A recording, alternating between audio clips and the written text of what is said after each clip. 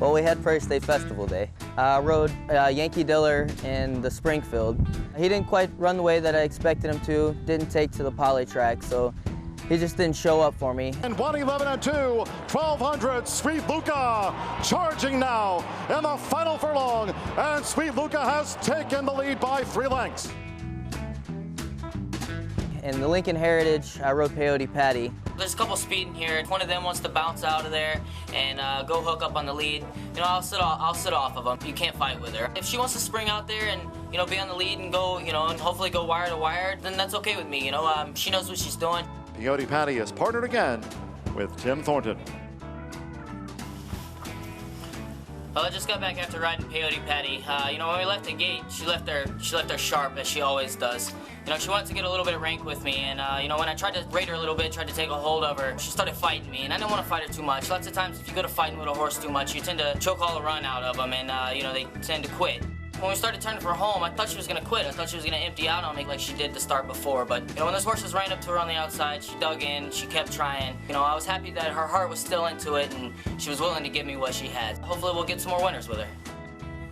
In the White Oak, I ended up riding Captain Bullet Bob for Rusty Hellman. He was kind of an underdog, longer shot, and nobody expecting him to ever jump up and win when you got River Bear in there, who was a huge favorite. In the paddock, you know, I had talked to Rusty previously.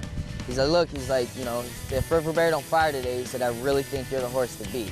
We ain't sending no rabbit out there. Ride your race, ride the smartest race you can, and do the best you can to try to win this race, because we're in it to win it. Well, I just got back after riding Captain Bullet Bob. Turns out the race set up a little bit different, but the end result was awesome. When we left the gate, I thought that he was going to break a lot sharper than that. I thought I was going to be on the lead alone. Well, when the horse went out there blazing on the lead, I just kind of set off of him and let my horse relax. The horse on the inside of me started inching up, and I thought she was going to push me out and try to go on with him. So I just kind of, you know, dropped my horse down a little bit and set on him and let him relax, and just tried to wait as long as I could and let him relax as much as possible. So, you know, because he tends to get a little late, so I wanted to, you know, not let the horse in the lead get too far away, but also try to time it just at the right time to, you know, beat the closers to the wire. So, you know, I kind of was waiting as long as I could, because I was expecting maybe, you know, a couple of the deep closers, the favorite, and a couple others maybe to come closing late on the outside.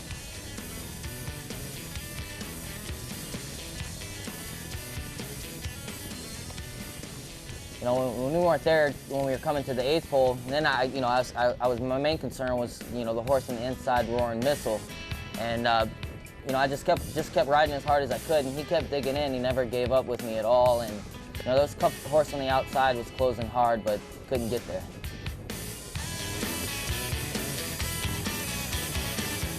The winning groom leading in the 5, Captain Bullet Bob with Tim Thornton.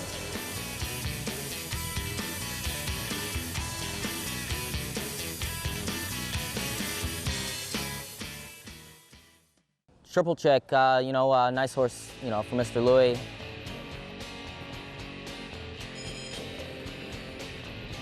When we left the gate, you know, I kind of let him run away from there. I seen a bunch of horses they were all sending out there, so you know, I just kind of took a little hold of him and tried to tuck in and get to the fence as quick as I could to try to save as much ground as possible.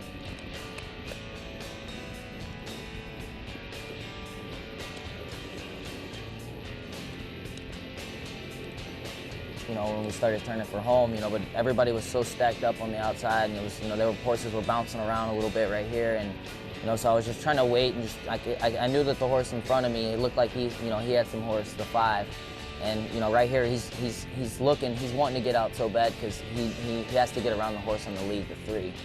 So, you know, when we straightened away from home right here, you know, he starts out. So as soon as he took a step out, I started for the hole, and you know, all the horses on the outside just you know, come down on me, and you know, I grabbed a hold of my horse and you know, checked pretty good, but it was too late. I was already bouncing off the fence, and you know, I thought without a doubt, you know, I'm going over the fence for sure.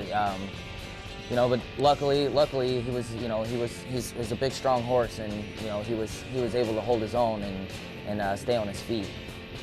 It was just me that ended up hitting the fence. Nothing happened to him.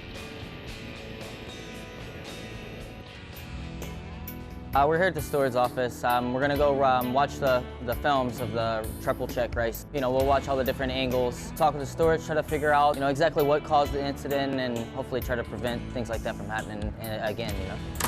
Mr. Eddie Aurora, Rosemary Holmeister, and Cisco Torres, we all watched together to get their insight on what they felt, you know, when they were actually in the race. It was a tight spot, and there was a couple horses that caused a chain reaction, but I tried for the hole when it opened up, and, you know, it shut on me just as fast. You know, everybody was all right, and, you know, we come back safe.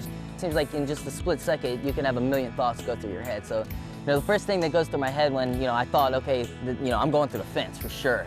And, you know, I was thinking of a horse, Strategic Sun. You know, it was almost like it was deja vu. It was on the grass.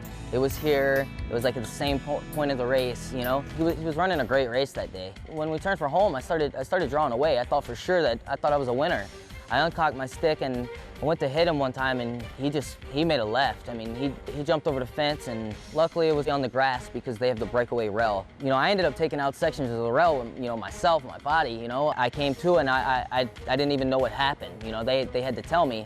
And, you know, after I got out of the hospital and everything and I was, you know, I had called my mom and everything, I guess I had talked to people and, you know, stuff like in the ambulance or whatever and telling them I was all right and, you know, everything else. And I don't remember any of it, you know, but luckily it all, you know, came back, or at least maybe most of it. You know, luckily I was all right. I ended up just having a small injury to my leg. I was off for a couple months. You know, you can see the horse running around in the infield for like 20 minutes, I think, if I remember correctly. At home, I've got all my tapes, and I love watching them. I even got the one that was at Hawthorne. I ended up being okay. We were going into the turn. A horse kind of ducked out a little bit in front of me and I clipped hills. Well, I was laying about fourth, I guess, at the time in a full field. So when my horse bobbled and when he came back up, it rocked me out of the saddle. And I like swung underneath the horse because I never let go of my left rein. And my leg went all the way underneath the horse's neck.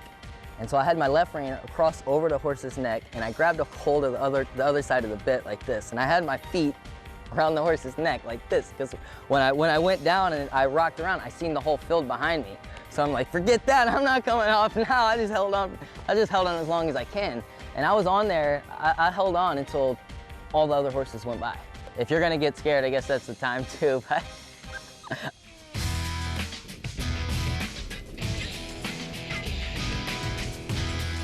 you know, when I dropped his head, he was so explosive that I was able just to blow through those holes just as fast as you can.